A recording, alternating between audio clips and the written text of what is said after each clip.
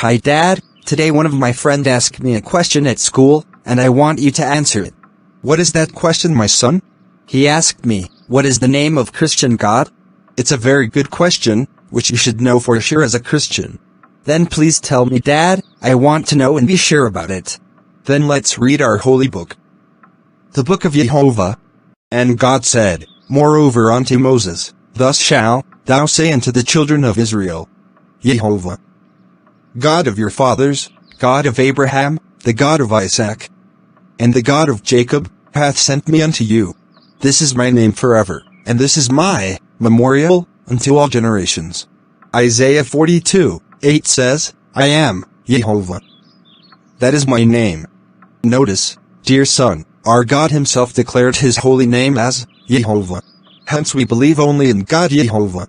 And notice that Jehovah is his name forever and for all generations.